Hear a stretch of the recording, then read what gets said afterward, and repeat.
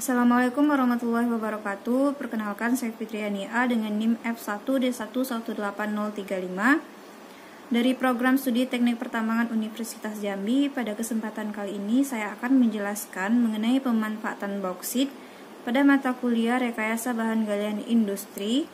Dengan ini saya akan mengambil judul pemanfaatan bauksit dalam bentuk alumina waste sebagai hasil dari tiling bauksit untuk membentuk yang namanya zeolite adsorbent.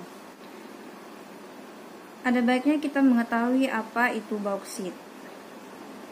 Bauksit adalah biji logam aluminium dan merupakan suatu koloid oksida Al dan Si yang mengandung air.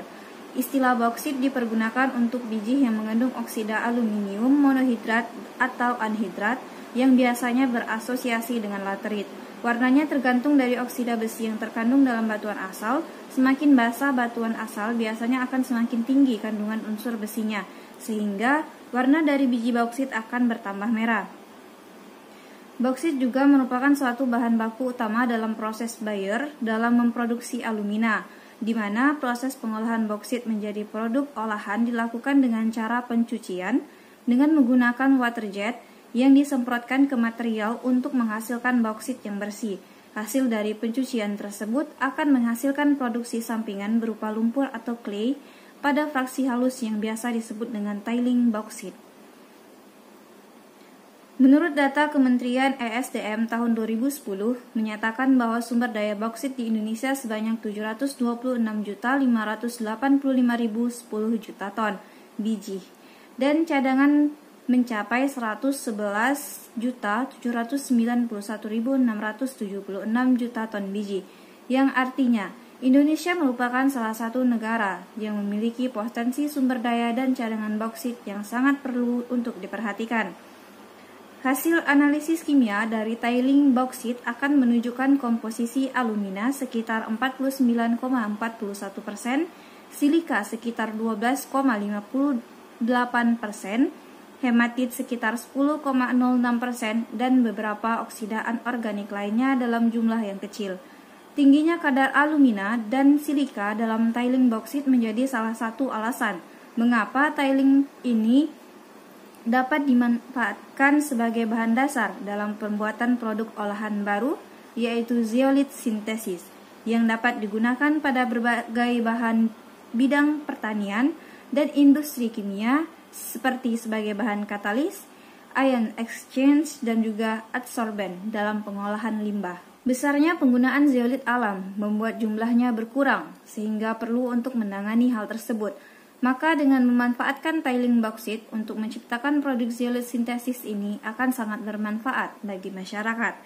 Transformasi tiling bauksit menjadi zeolit dapat dilakukan dengan berbagai macam metode dekomposisi, seperti dengan menggunakan metode hidrotermal, namun hasilnya masih ditemukan adanya pengotor kuarsa atau hidrosodalit yang cukup banyak. Kemudian metode fusi kuastik yang dilanjutkan dengan metode hidrotermal. Adanya kombinasi tersebut maka dapat menunjukkan bahwa produk zeolit hasil sintesis akan menghasilkan zeolit yang memiliki kemurnian cukup tinggi, sehingga pada makalah ini yang saya sajikan dalam bentuk presentasi video akan dijelaskan mengenai pembuatan zeolite sintesis berupa zeolite adsorbent dengan menggunakan kombinasi fusi kuastik sebagai tahapan metode untuk mendapatkan prekursor alumina dan silika yang berasal dari tiling bauksit. Kemudian dilanjutkan dengan kristalisasi produk menggunakan metode hidrotermal pada suhu rendah. Biji bauksit dapat terbentuk di daerah tropika dan subtropika dengan memungkinkan adanya pelapukan yang sangat kuat. Bauksit terbentuk dari batuan sedimen yang mempunyai kadar ionisme tinggi, kadar Fe rendah, dan kadar kuarsa bebasnya sedikit atau bahkan tidak mengandung sama sekali. Batuan tersebut misalnya sianit dan nefelin yang berasal dari batuan beku, batu lempung, dan serpi. Batuan-batuan tersebut akan mengalami proses lateritisasi yang kemudian nantinya oleh proses dehidrasi akan mengeras menjadi bauksit.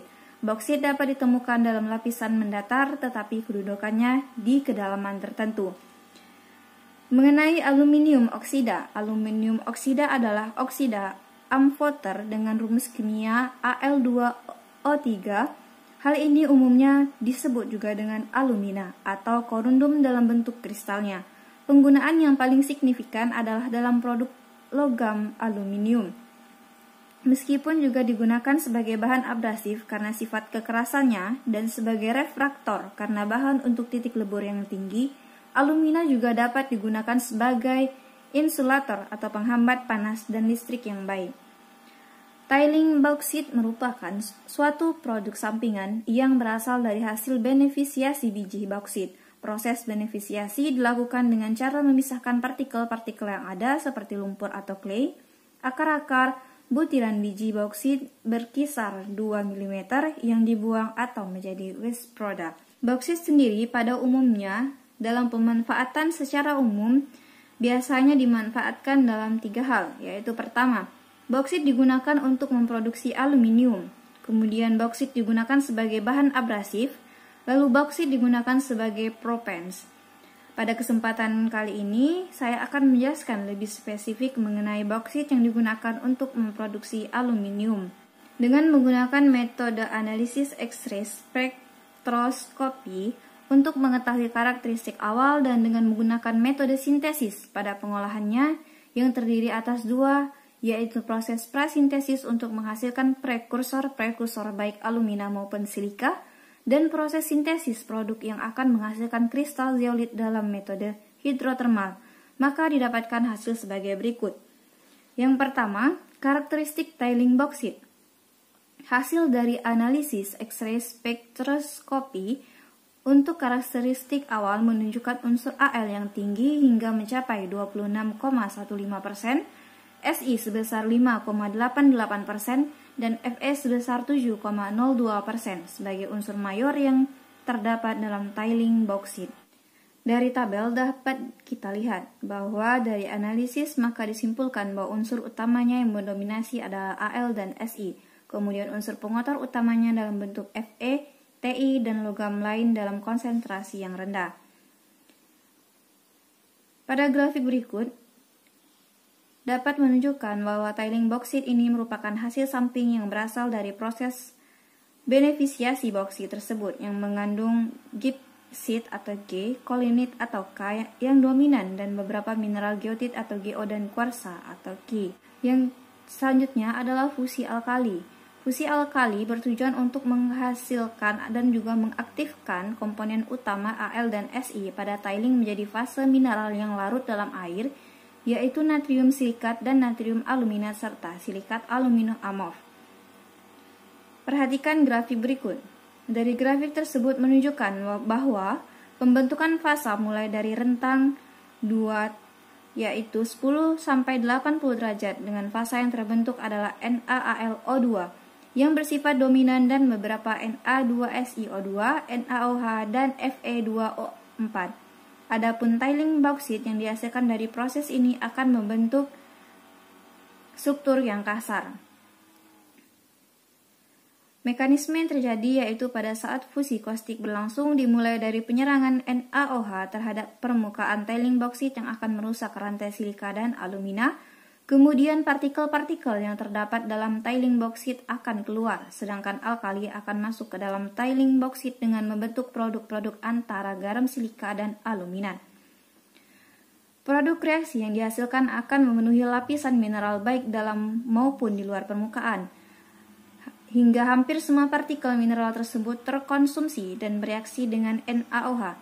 Hal tersebutlah yang mengakibatkan produk reaksi atau padatan fusi akan terbentuk seperti endapan pejal yang akan menutupi permukaan mineral, di mana endapan kerak ini akan menyebabkan permukaan mineral menjadi kasar. Kristalisasi zeolit adsorben menggunakan metode hidrotermal temperatur rendah. Proses kristalisasi produk menggunakan metode hidrotermal pada temperatur rendah yaitu 90-120 derajat Celcius selama 2, 6, dan 12 jam waktu inkubasi. Rasio molar yang digunakan adalah 1,2 Na2O, 0,5 SiO2, 0,5 Al2O3, dan 10 H2O. Formulasi rasio molar dapat dilihat pada tabel berikut. Kemudian, komposisi produknya dapat dilihat pada tabel selanjutnya. Berdasarkan pada pola XRD, membentuk struktur kristal yang terbentuk adalah fasa zeolit NaPO1. Pola difraksi yang dihasilkan memiliki kesesuaian atau kemiripan dengan pola difraksi zeolit NaP1 standar. Kesesuaian tersebut ditunjukkan pada kelima puncak yang sama dengan zeolit NaP1 standar pada puncak 2 θ sama dengan 12,5, 17,7, 21,7, 28,2, dan 33,5 derajat. Hasil analisis morfologi SEM zeolit NaP1 menunjukkan perubahan dari fasa amorf menjadi fasa berukuran kristal. Hal ini membuktikan bahwa kristal tumbuh dari kecil menjadi besar dan berkembang membentuk struktur yang seragam. Pertumbuhan kristal diartikan sebagai suatu proses bertambahnya ukuran atau volume kristal atau bobot kristal. Berdasarkan kurva isotermal, adsorpsi-desorpsi menggunakan analisis BET, terbentuk suatu kurva isotermal dengan tipe 4 yang menjelaskan formasi dari lapisan tunggal yang diikuti oleh lapis ganda. Tipe ini diperoleh dari mesopori pada adsorben. Umumnya, kurva isotermal tipe 4 sering diasosiasikan dengan kondensasi kapiler. Kondensasi ini berlangsung pada mesopori yang memiliki histeris loop dengan ukuran pori dalam rentan 15-1000.